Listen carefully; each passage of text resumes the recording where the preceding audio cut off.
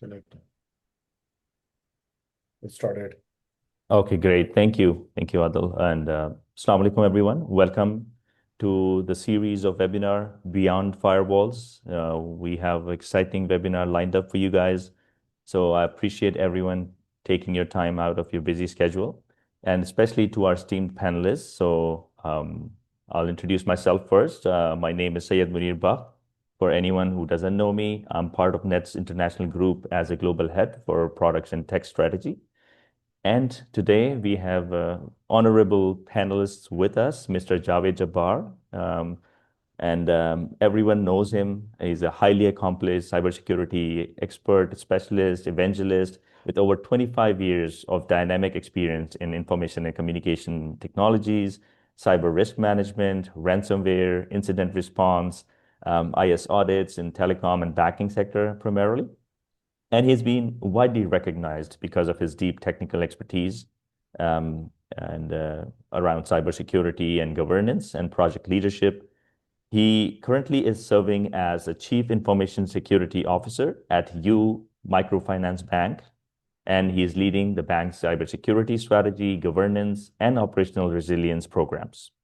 In addition to his executive role, Mr. Javed is an active consultant and trainer and a public speaker delivering training sessions on cybersecurity audits to professionals across diverse industries. And he has been instrumental in promoting cybersecurity awareness at a national level and is one of the founding members of Pakistan's Information Security Association, PISA. In recognition of his outstanding contribution to the field, he has been honored with the Information Security Leadership Award by ISC in Tokyo, Japan. So thank you very much, sir, for joining us, and we'll get some insights from your illustrious experience. We also have Ms. Suman Siddiqui with us, and Suman is a seasoned information security officer with over 20 years of experience across information security governance, risk management, enterprise cyber security programs in the banking and financial sector. She is currently serving as a CISO at MCB, Muslim Commercial Bank, and she has led large-scale security transformation initiative spanning SOC maturity, regulatory compliance, risk management, and business continuity. Her experience is covering both public and private sector environments across Pakistan and GCC, and she's got deep expertise in regulatory compliance around ISO, NIST, COBIT frameworks, and CIS controls. She has also the honor of being the only female CISO in the banking sector in Pakistan, and she's looking after national and international jurisdictions. So thank you very much, Suman, for joining us, and it's a pleasure, it's an honor to have you guys here. So we'll start talking about exactly our agenda. So I'll give a very brief intro about NETS, and for anyone who doesn't know what are we doing around cybersecurity, about the company a little bit. So just to give that intro, so NETS International is a technology company. We are present in 9 countries today. So it started off from Pakistan, so it's a great success story. And now we have done more than 4,000 technology projects in more than 25 countries worldwide. And we have direct presence in 9 countries, like I mentioned. And we are providing multiple technology services and solutions to our global clients, including cybersecurity being one of the forefront on everyone's agenda.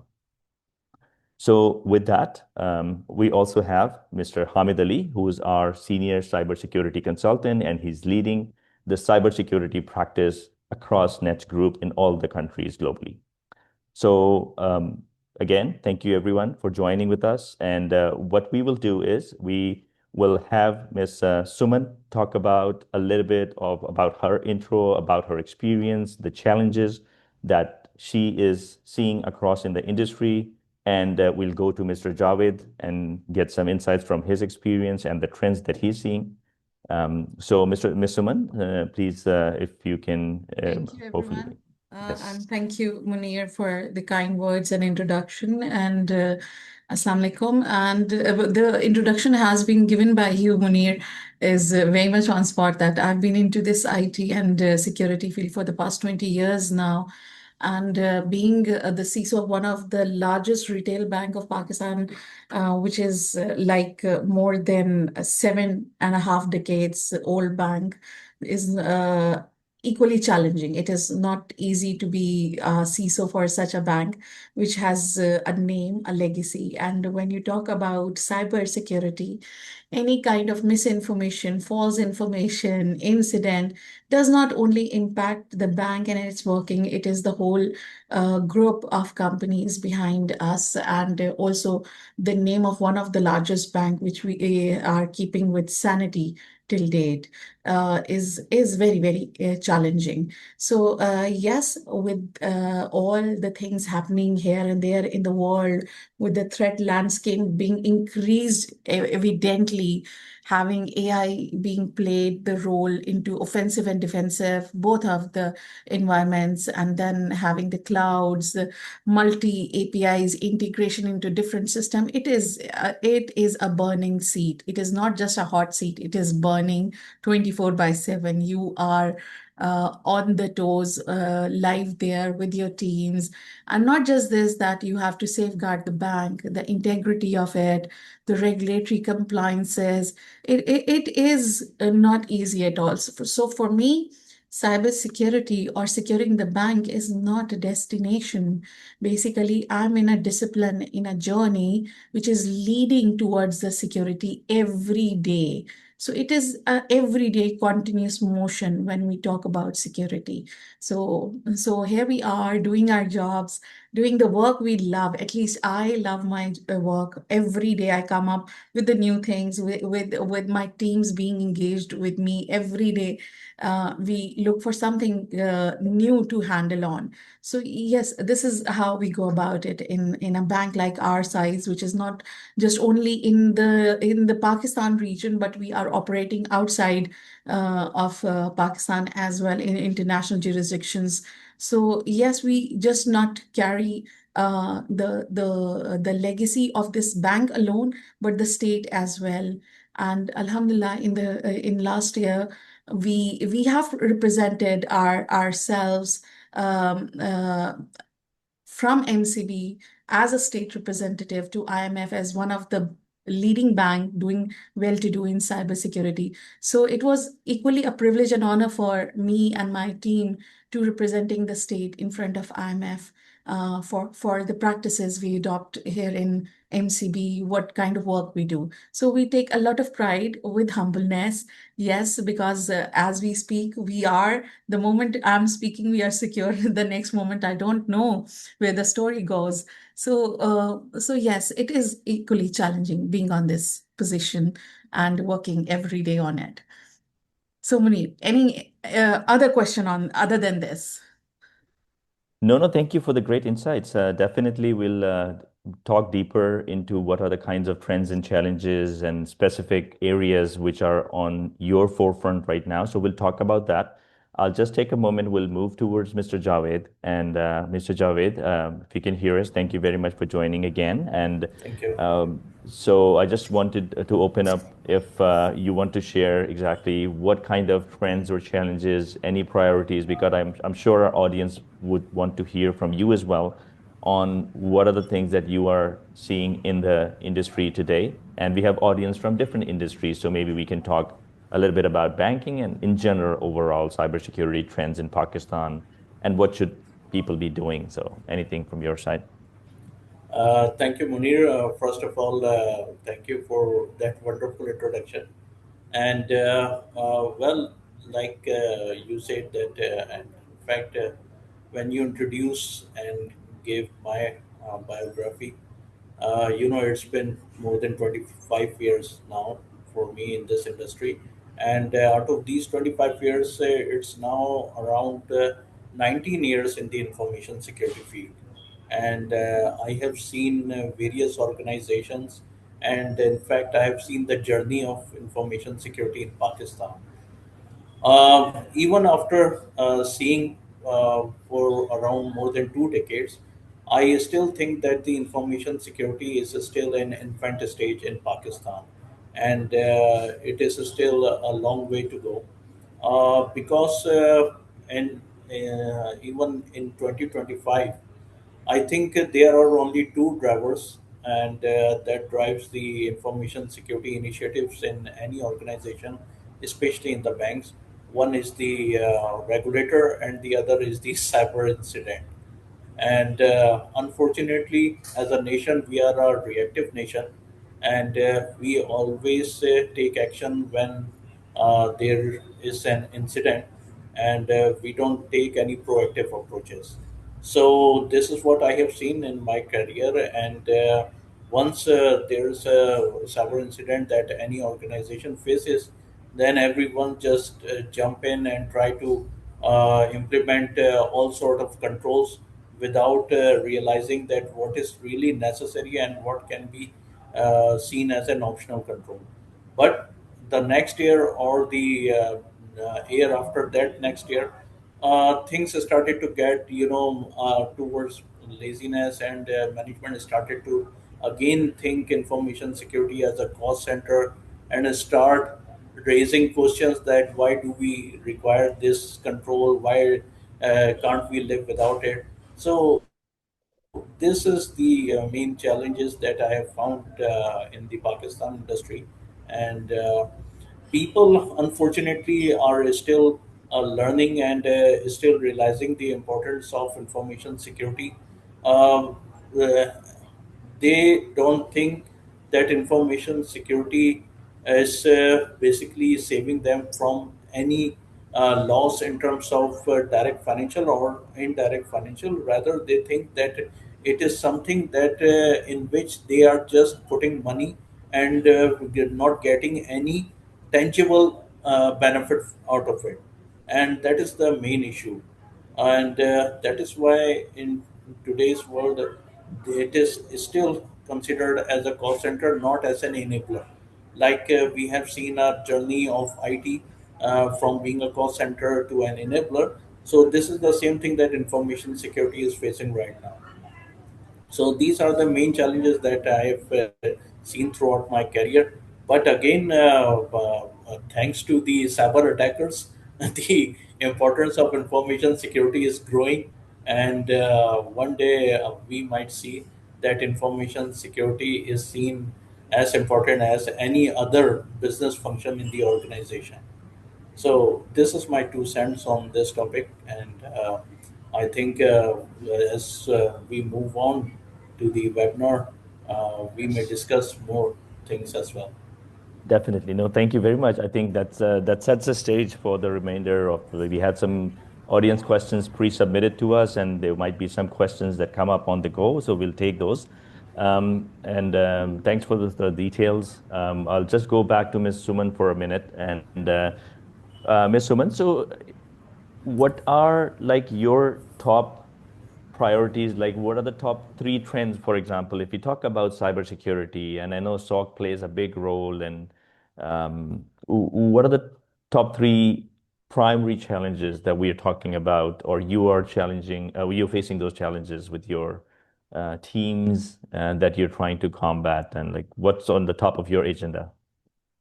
See, number one, the challenges, if I talk about the challenges, the speed of attacks is one of the biggest challenge nowadays. You don't know from where and when it is coming. The speed of attack is in a blazing light speed. The complexity of digital environments is becoming a challenge for a CISO, because every now and then people are coming up with the requirement of integration with different digital channels, be it AI, be it any kind of third-party integrations, because then we are losing on to black holes. We are having blind spots.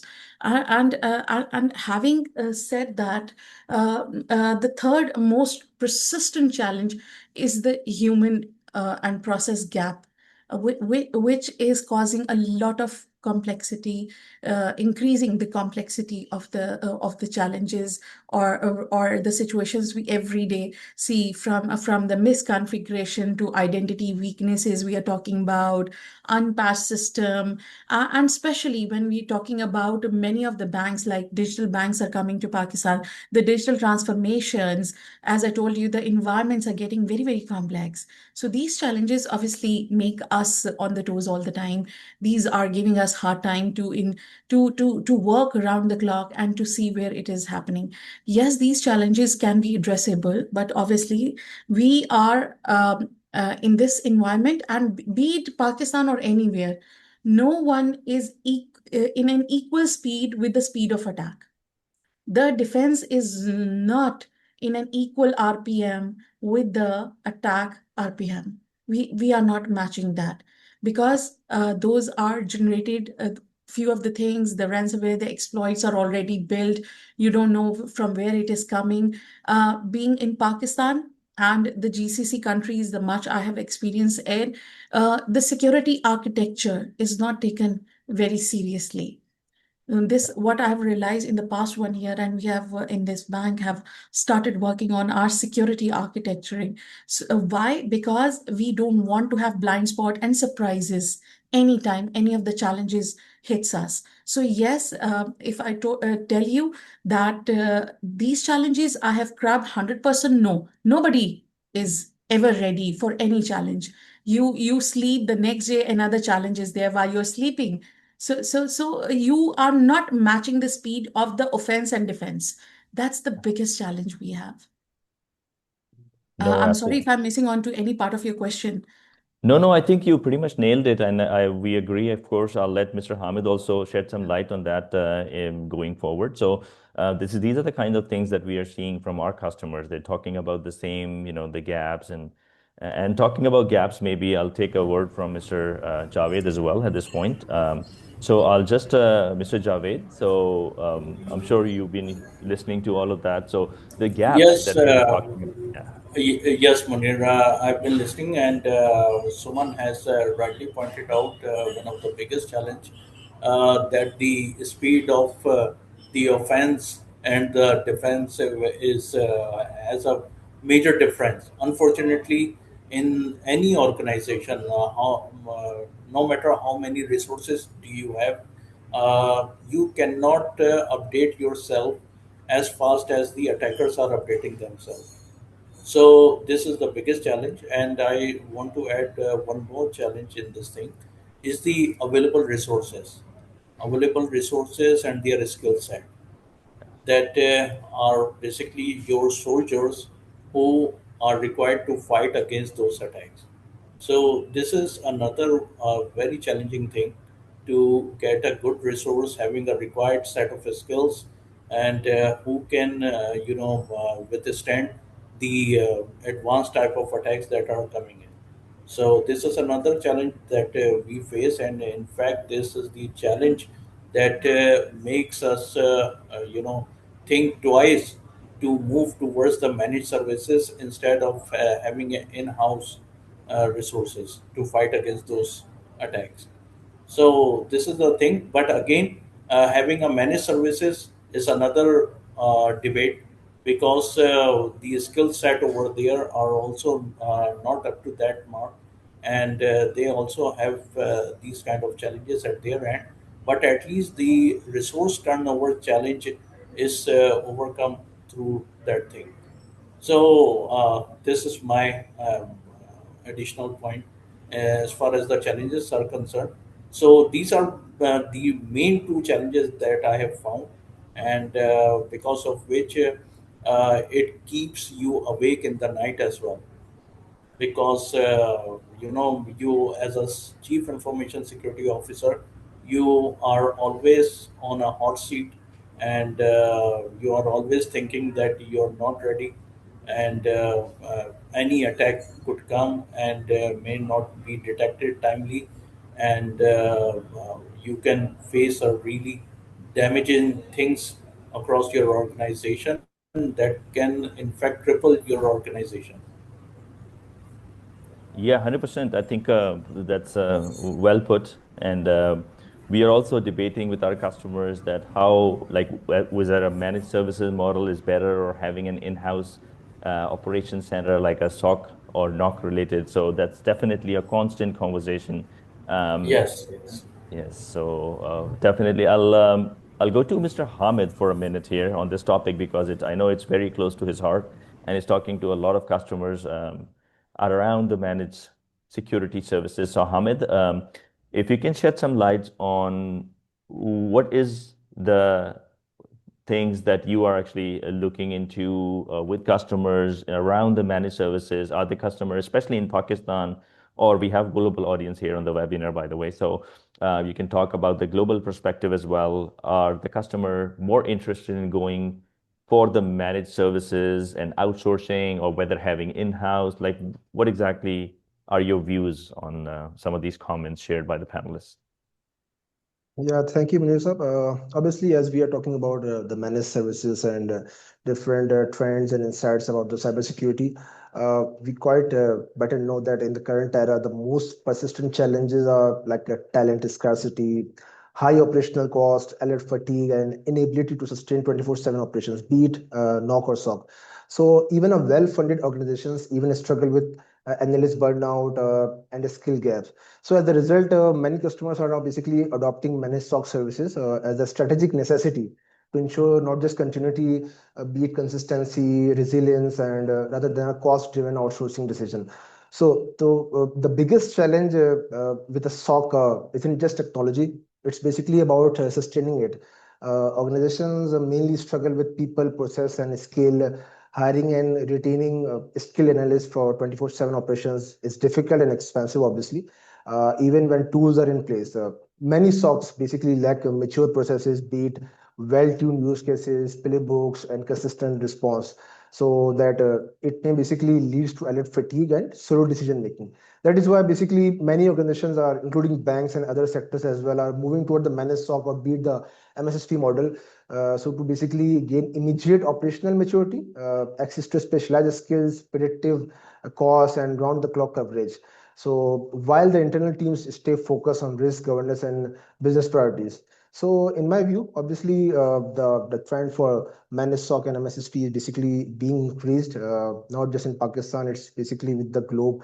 And as we have basically highlighted different challenges around the operation. So these are the main motivating factors for the cybersecurity teams to basically outsource the managed SOC services. Obviously, they have their challenges as well, but as Mr. Javed and Ms. Suman basically highlights the importance of different, you can say, attributes around the cybersecurity. So one of the main thing which basically eradicates the challenge of cybersecurity is the managed SOC or be it the MSSP with the good talent and with the very good skill of resources. It's not about basically the technology or just the process. It's all about the all five main factors, be it the people, process, technology, the business governance, and etc. So yeah. Yeah, no, thank you. I think that makes sense.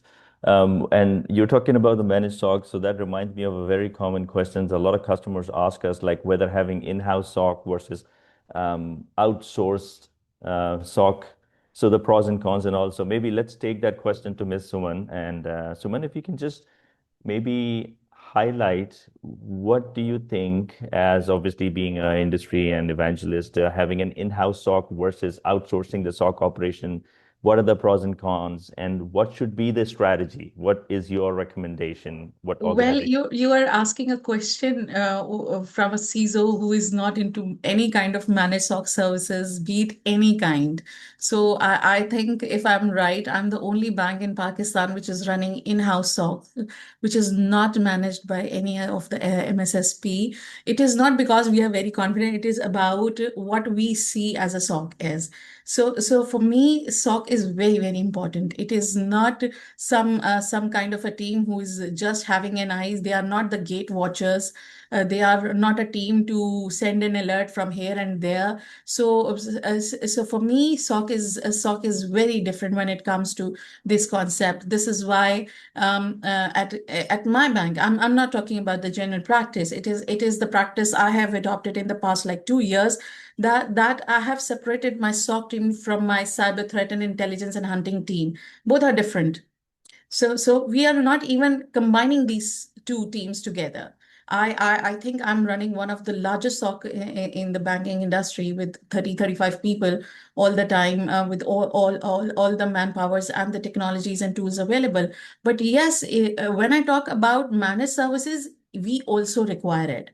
We also have the problems like brain drain. We have also problems of skilled resources. Somebody in the question, I would not name that participant, talking about the fresher being in the SOC. We have this problem that people get trained with us, they get the money, they get out. Stability is a question mark when it comes to the SOC analyst. This is why we have now turned our whole cybersecurity strategy around the kind of analysis done by the AI engines. So we as a bank, we are requiring AI engines.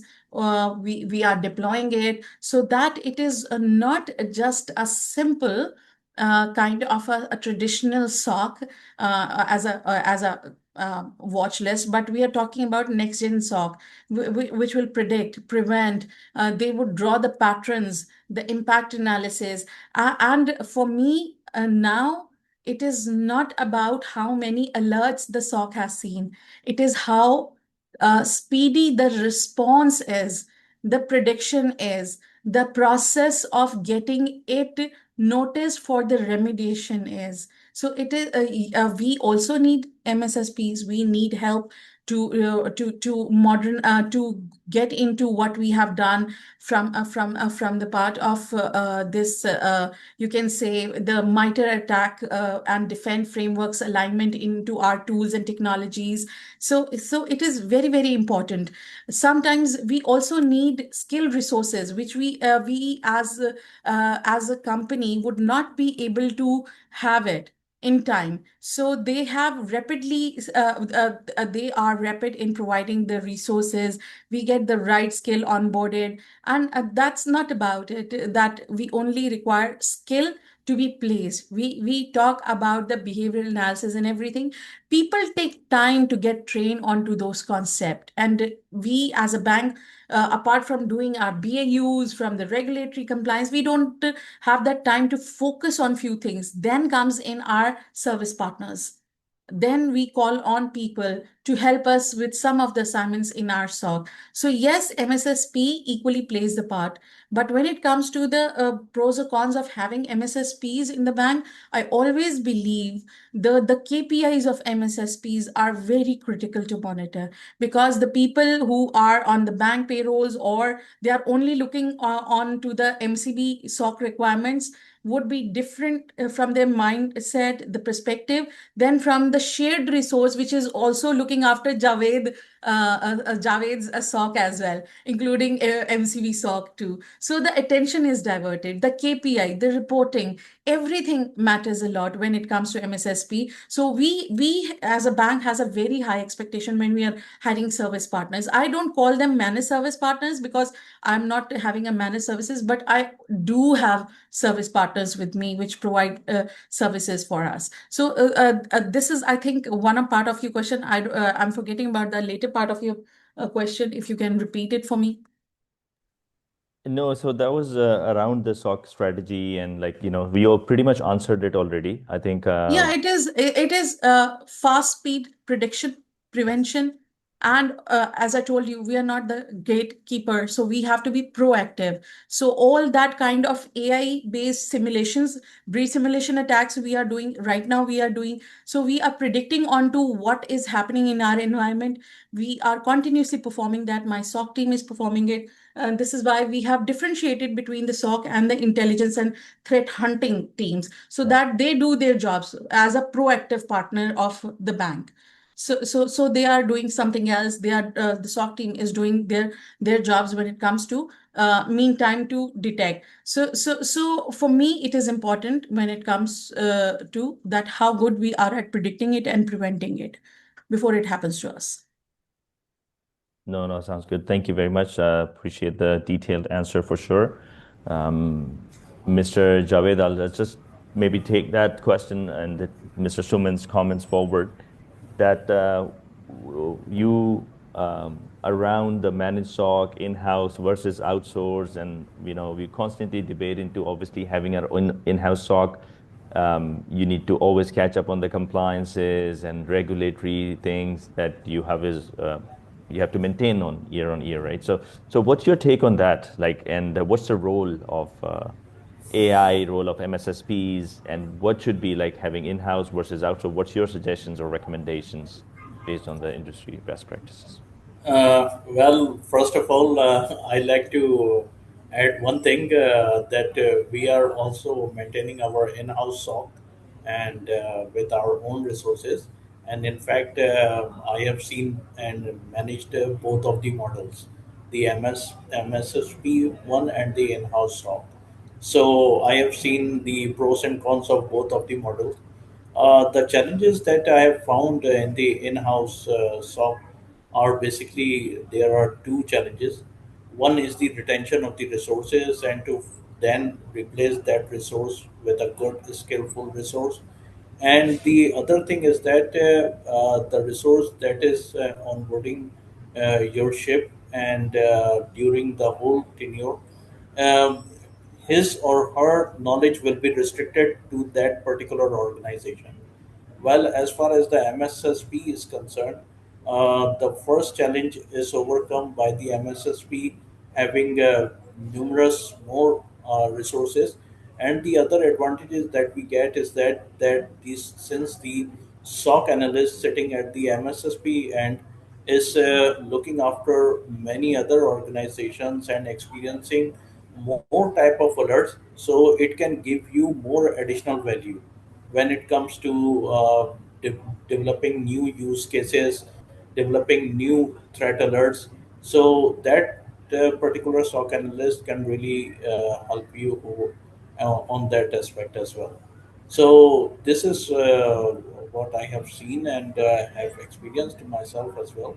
So the second thing that we need to consider is that there are only very few organization, in particularly the banks, which have deep pockets that can afford to have a big force of SOC analysts on their payroll.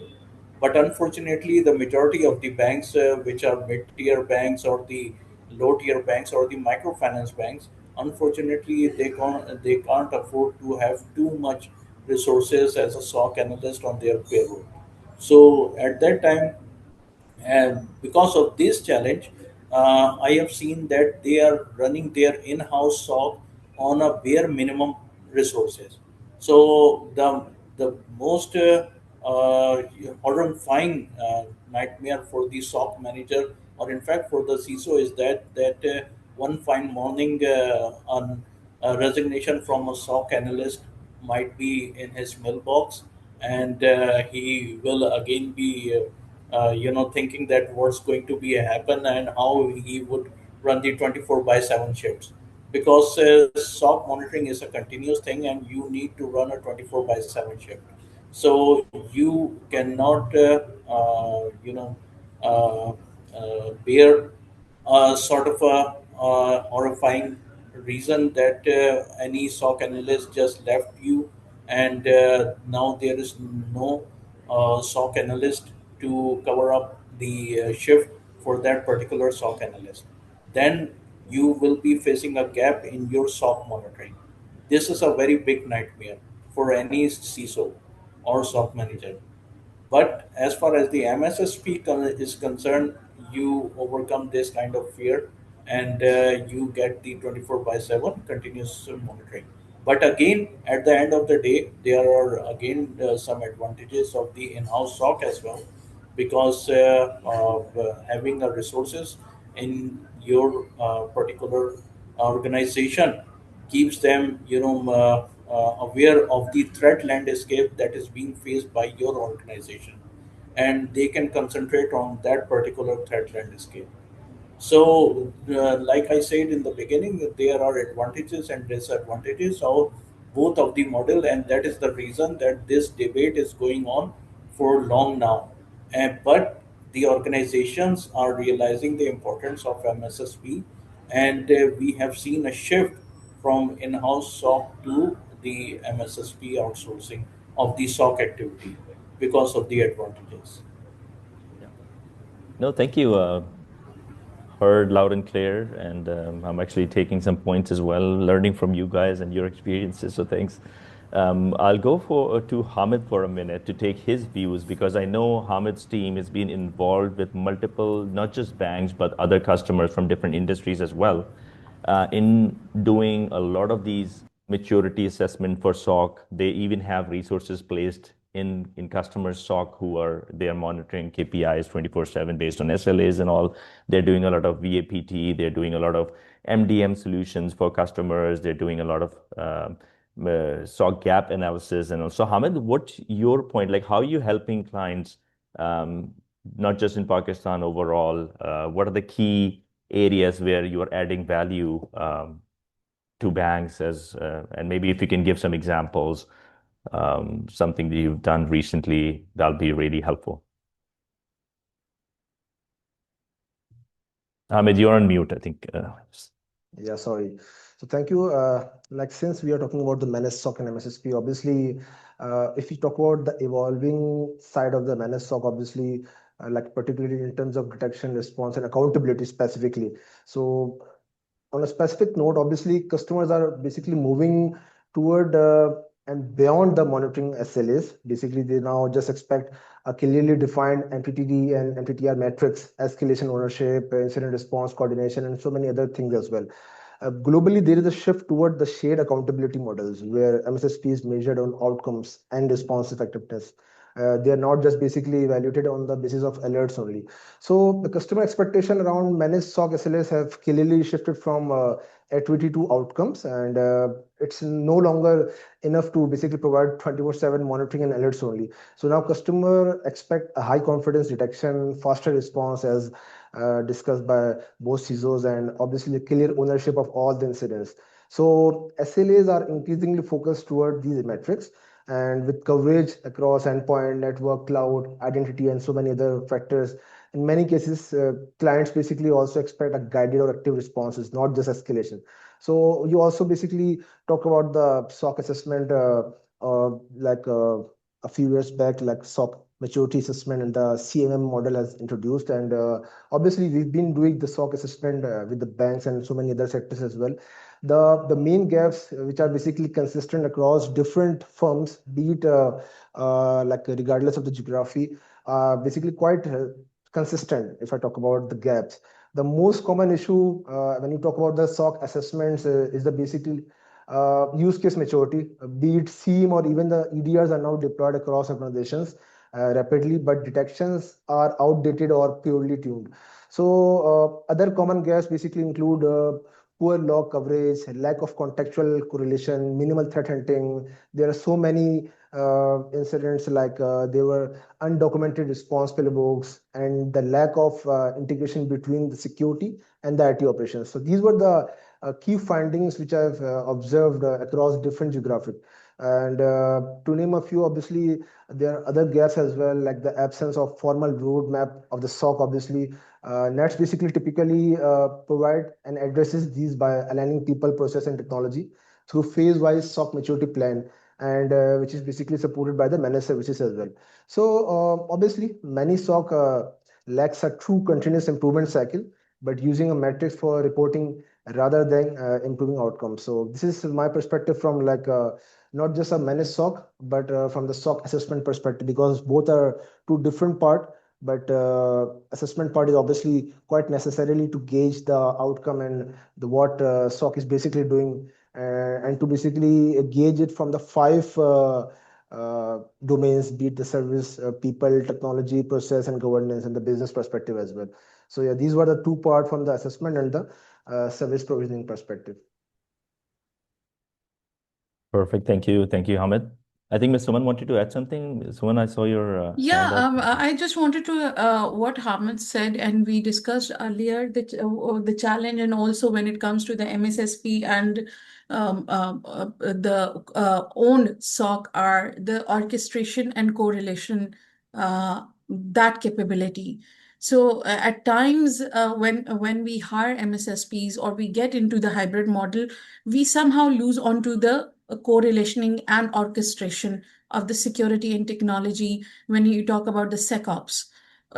Missing that is one of the I would not say it is a mistake, it is a crime, because that gives you the blind spot. You get hit anytime just because you have lost onto the orchestration. You're not correlating it, how it went, what is the impact. People are not responding. So yes, sometimes the MSSP which are working with us have these kind of tough times with us when we ask them questions or we go back, because the SLA define when to respond, what to respond, how to respond, but the incident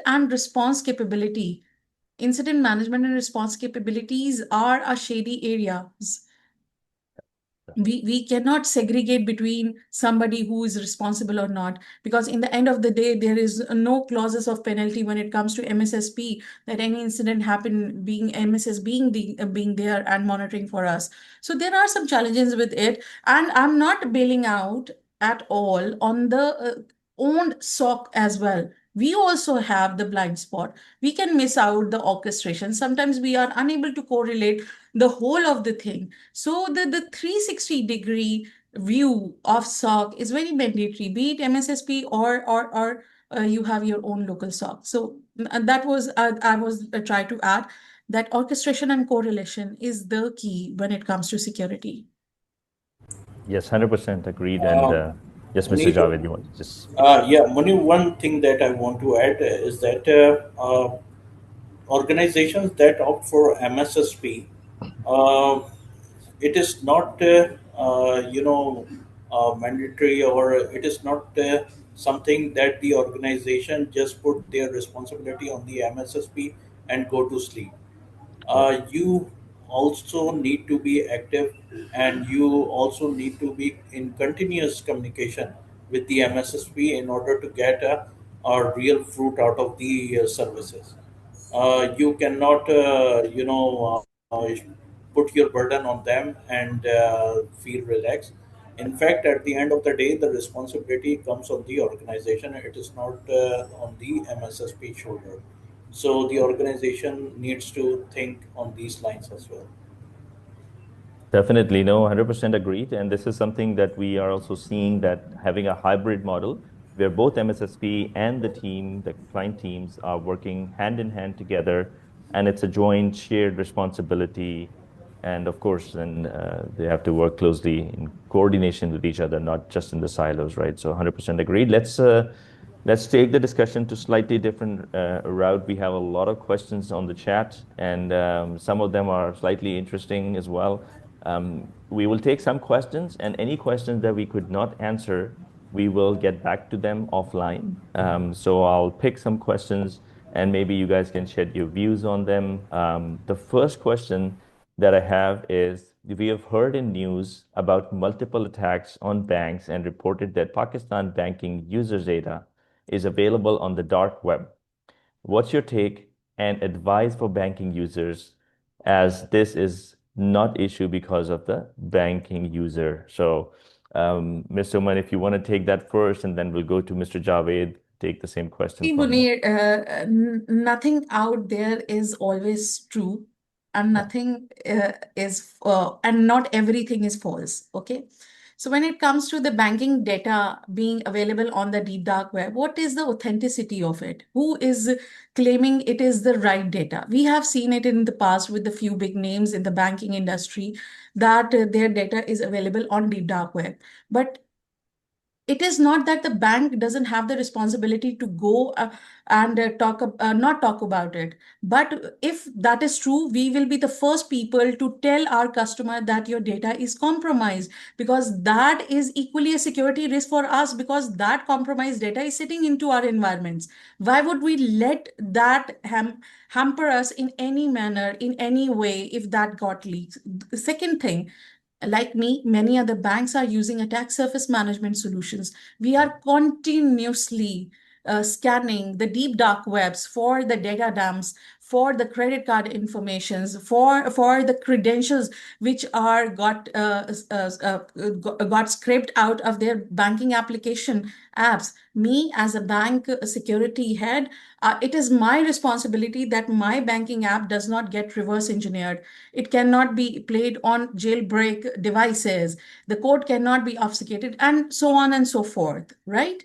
So we use different kind of shielding apps to protect it so that nobody can get break into our applications and scrap out the user identities. Same goes with our credit card. Sometimes we see that our credit card have been stolen from some very secure, the secure, I would put it in the secure in the inverted commas, the kind of secure links. They were saying that, okay, this is a very secure website, we are putting on our data.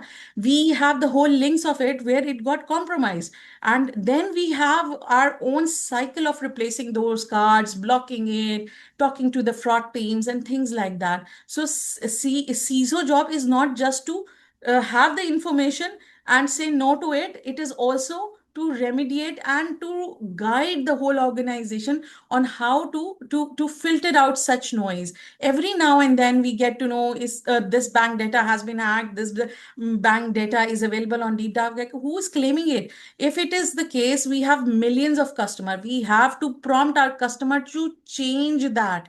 Why would we need our customer banking app data being compromised, put on the on the deep dark web? People are using it, they can use it for any kind of transactions.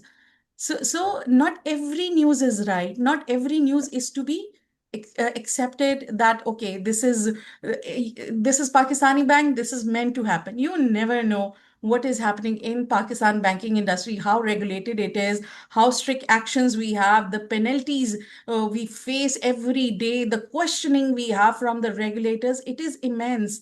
It is immense. Apart from the BAU, we have to deal with such kind of noises. So it is not true that every data there is right.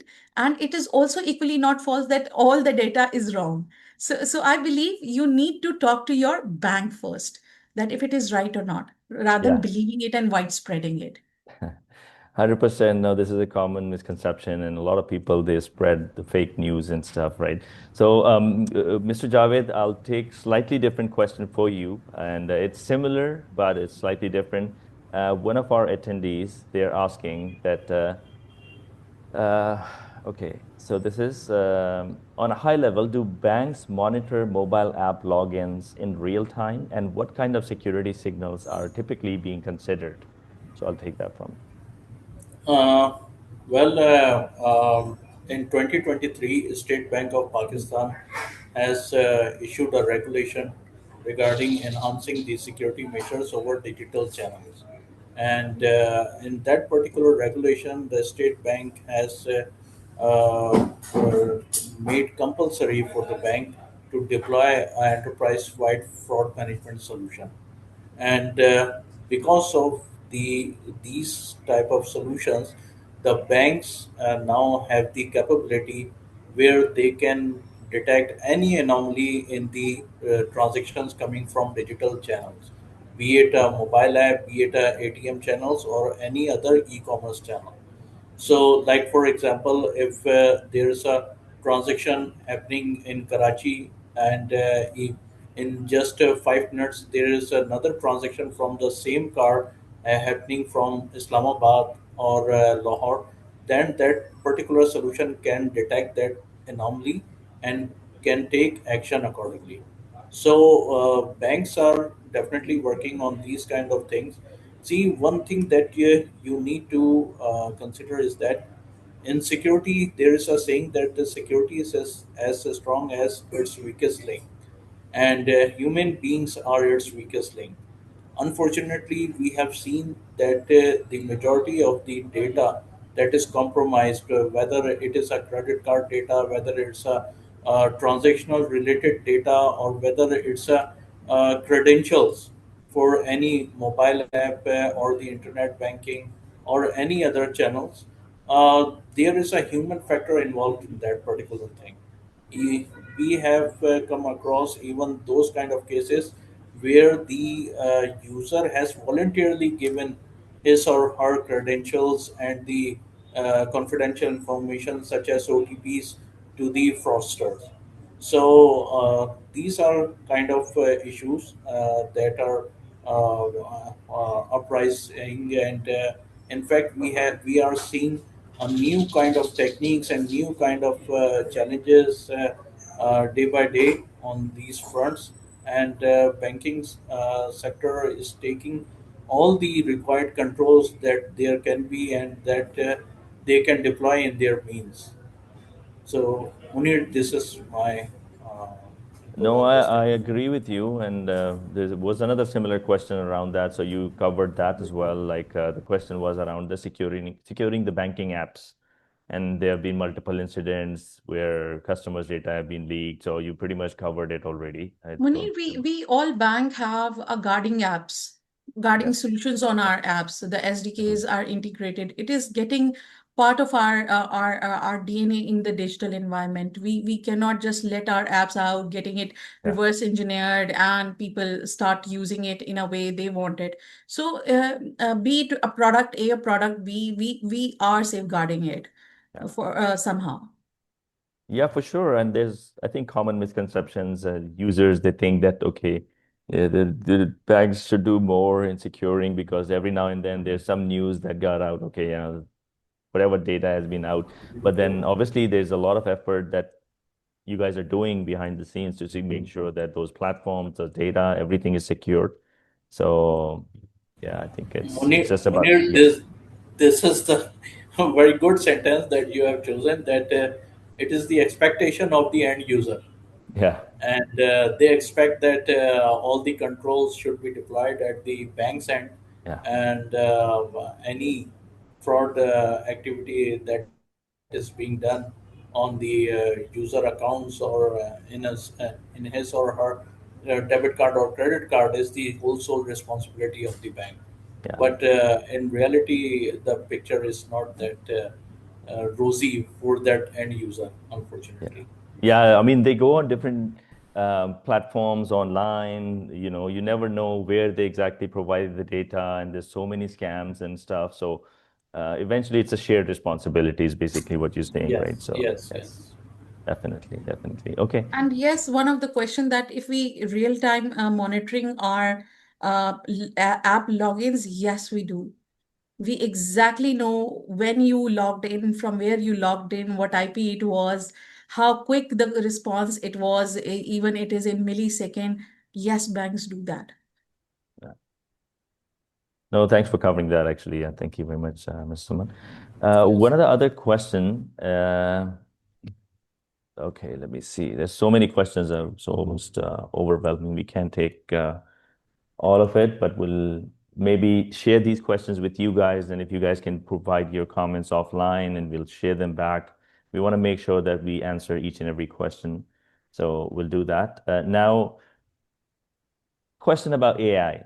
And someone's asking that would how AI would help securing our networks and especially in the low economic countries or organizations following cost-cutting models with limited resources. Um, so how does AI play its role, and is it actually as big as it has been, everywhere, and people are talking about AI will, you know, cut jobs and stuff, and they will replace humans and also. What's your take on the AI and Well, AI definitely is going to be there for long. And as far as it comes to, yes, taking the jobs away, it can be, because if I talk about myself, I'm already in a middle of acquiring a solution which can eliminate the need of L1 analyst. Okay, the source solutions or the MDS solutions are all already there. Though I don't consider it as analyst solution, those are more of a reporting and a response solutions. But as an analyst, to think, to correlate, to drive a mental map of what happened in the alert, the AI engines are already there. Then why I want to have an L1 analyst that can the AI can automatically generate an alert to my technology team to go and see what is happening there. So yes, AI is very real. Yes, AI is already there. So it is not a question to ask that if it is going to impact us or not. It is started impacting if people started to realize about it, that we cannot live without it. The detection model, the speed of AI models are very different from what as a human we can do. Even me as a CISO would not be able to gauge that whole part of it. So we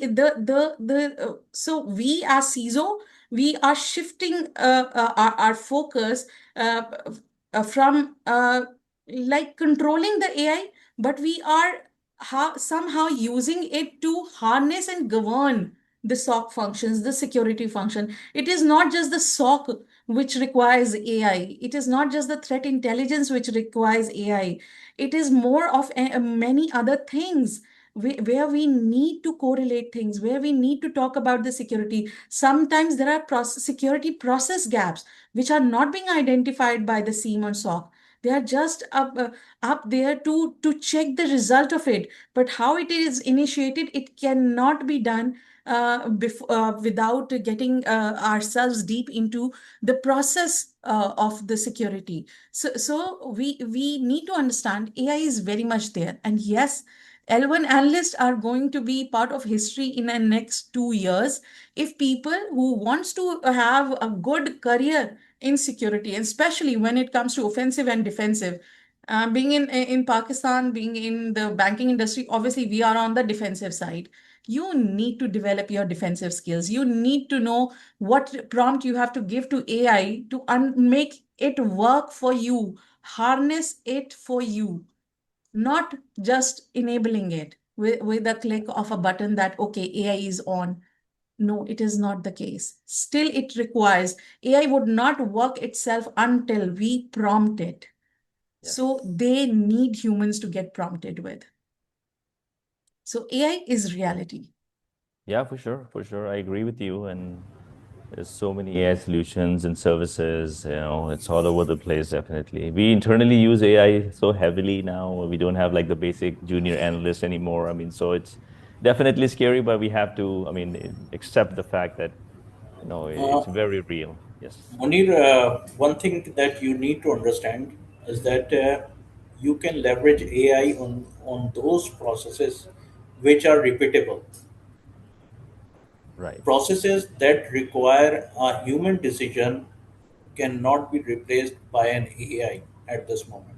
At this moment. So, in my opinion, there is still a long way to go for the analyst to be fully replaced by the AI, because when an analyst is sitting and taking a decision, there are many parameters that are outside of the technological box that Right. he or she needs to consider while taking a decision. And unfortunately, the visibility of those parameters is limited to the AI. Yeah. So that is why I believe that there is still a long way. However, AI is there to help and empower the analyst to cater advanced attack that are coming these days, because the attackers are now utilizing the AI capability to enhance Yes. their attacking techniques and tactics. So we also require AI in that aspect to empower ourselves and to fight those advanced attacks that are having AI capability. Yes, agreed, 100%. And I think we just on top of the hour. Last question, maybe each one of you, and then I'll go to Hamid as well for closing comments. Um, a lot of users are asking about the skill sets. So, what should a new aspiring, maybe a fresh grad, like what are the skill sets which they should be developing to become relevant, especially in this age of AI? There's been discussion on that. So the skill set, and then there's another question, maybe I'll club them together, is how mature are SOCs in Pakistan, and what's the role of PTA and helping improving the SOC skills and maturity and all of that? So maybe I'll go one by one. Ms. Suman, if you want to take that first. So Muni, first thing is that every SOC has its own level of maturity. So we heard that the much you put in, the much you get out.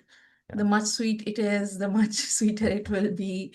So it is all about what kind of tools, technologies, and the whole orbit of security is designed with. The SOC maturity comes with the tools equally if it comes with a good analyst and the people for incident response or digital forensic or threat hunting or malware analyst, threat analyst.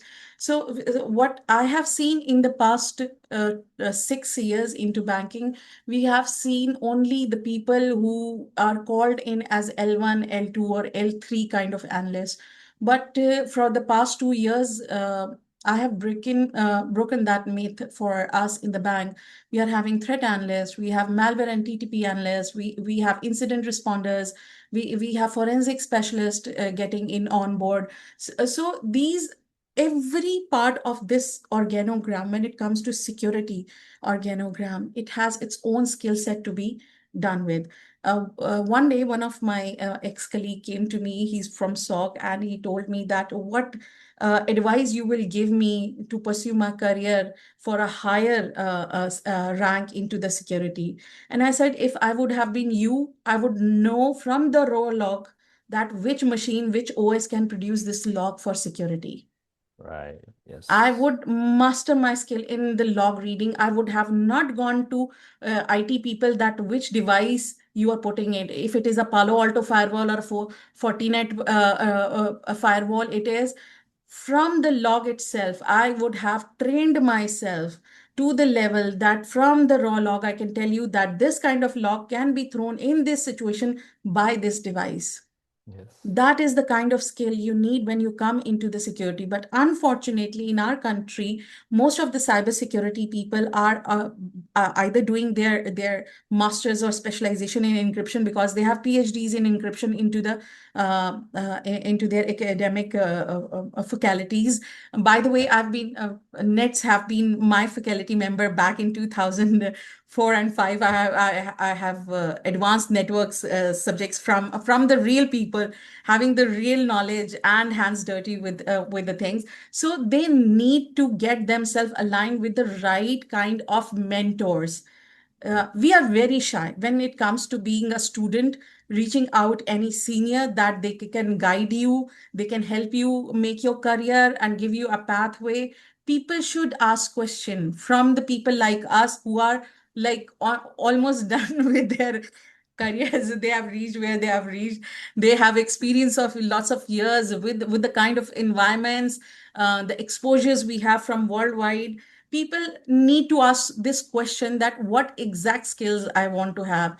You need to train yourself in the best of system administration. You should know how the networks work. You should know how the application behaves when it is into the production. And I told you from the raw log, one should know which device produce this security log, and then from there sky is the limit. You cannot just contain them into some scenarios. They can build it on.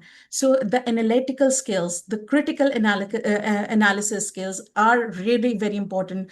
And third most important thing, never shy to ask a question even if it is stupid or lame.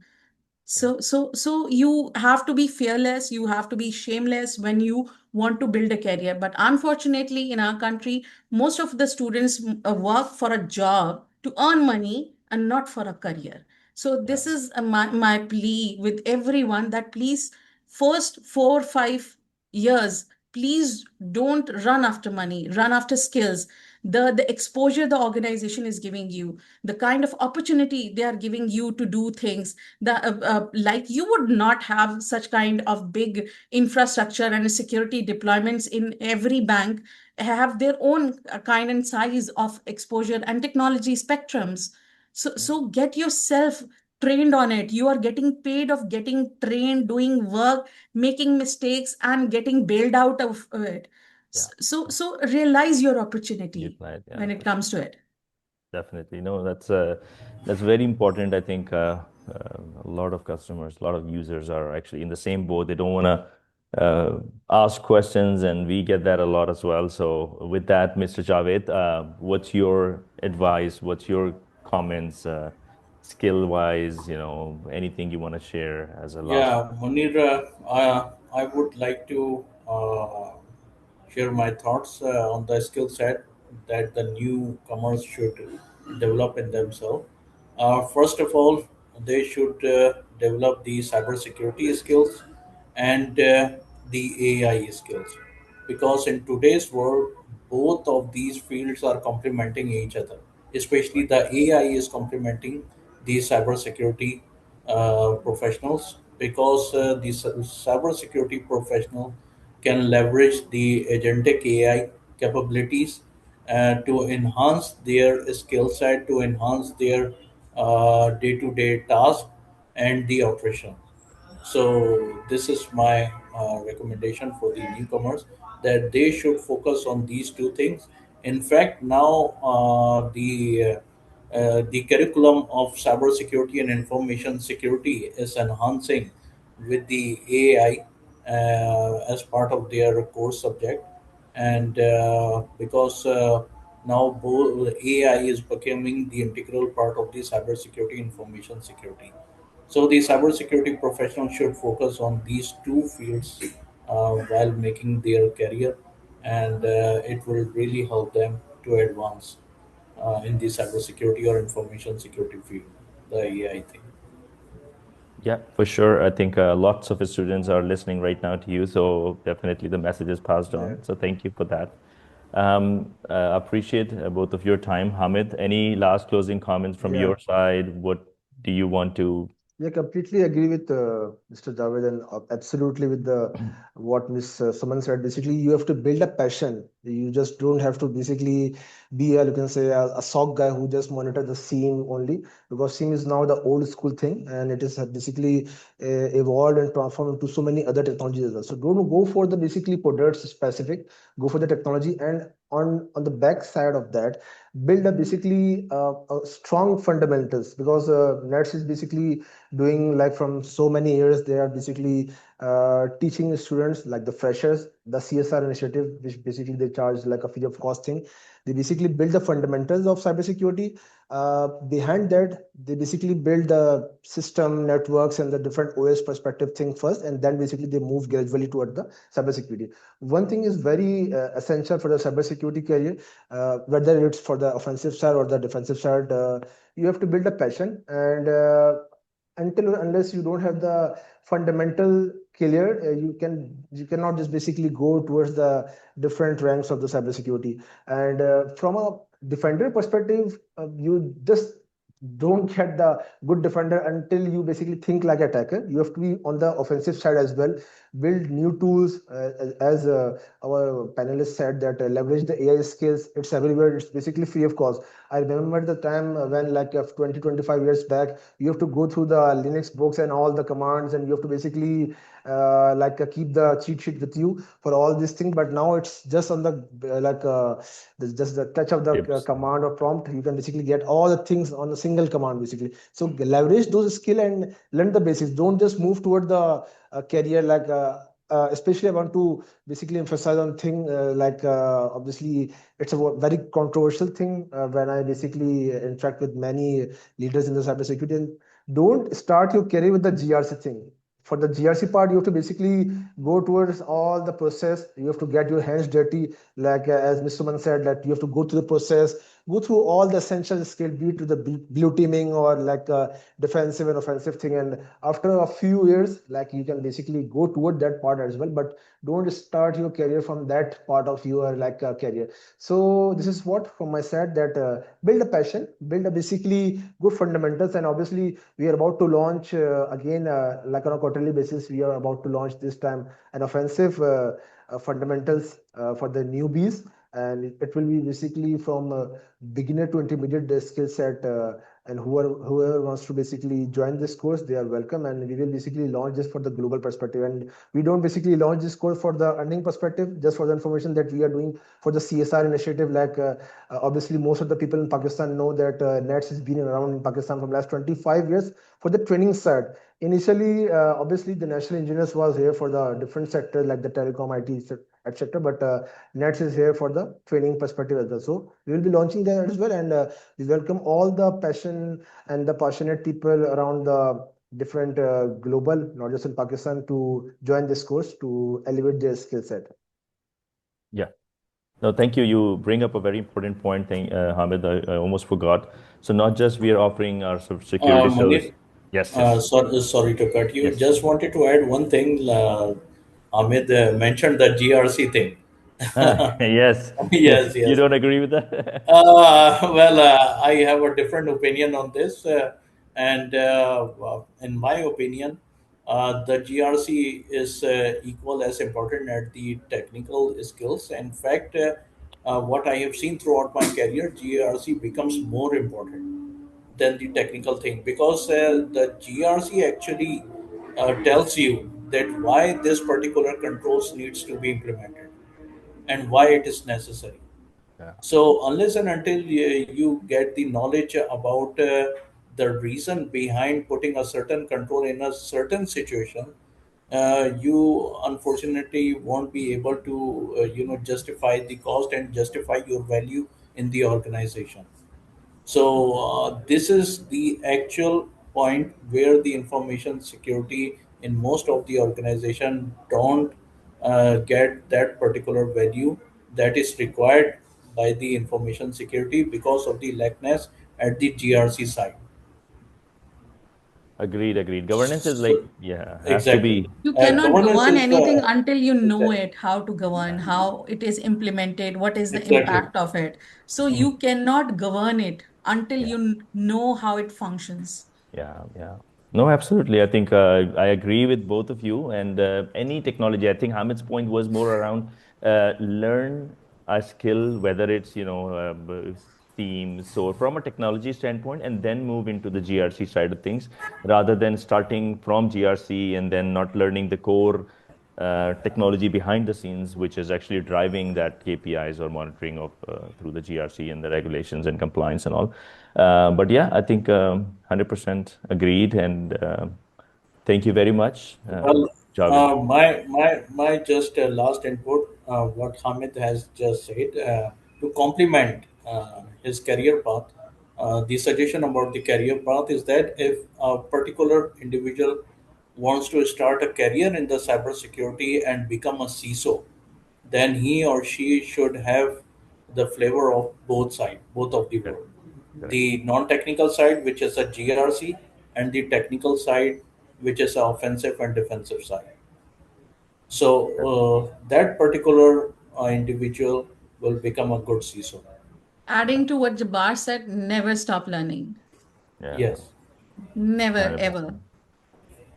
For Never sure. stop upgrading your skill and acquiring new skill. Never shy Yeah. away from that. agreed, agreed, agreed, 100% agreed.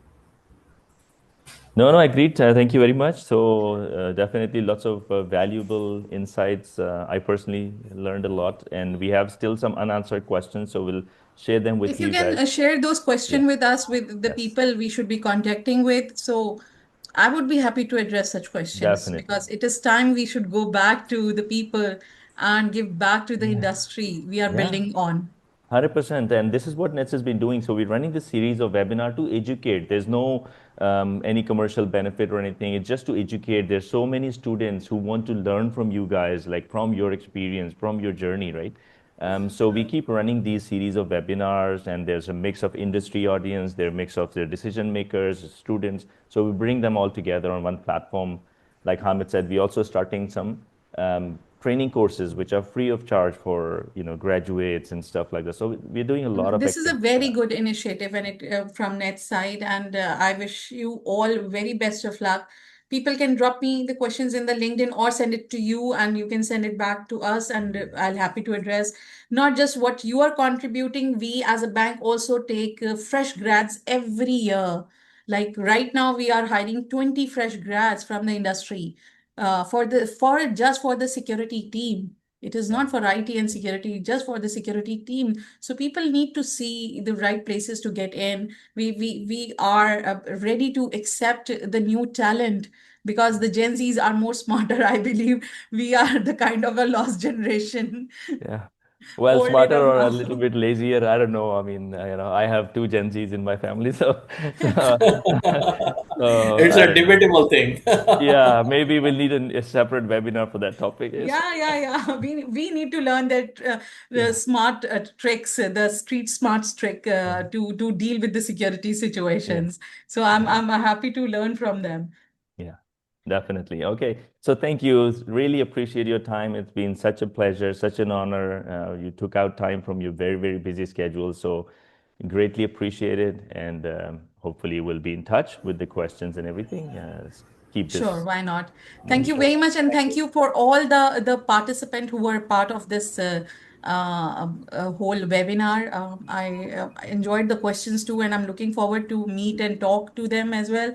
Thank you, Mini, for the opportunity and your team for reaching out to us. And inshallah, we'll see you soon again. Absolutely. We'll be in touch. Thank you, Mr. Javed. Thank Everyone, you, have a Mr. Thank nice Ming. you. Thank you, week Thank you very Hamid. ahead. much. Bye. Thank you to our Thank you, esteemed Ahmed. panelists. Thank Bye you Thank you so very Allah bye. much. much. Hafiz. Thank you. Bye. Allah Thank you, Hafiz, audience. everyone. Thank you. Bye bye. Allah Hafiz.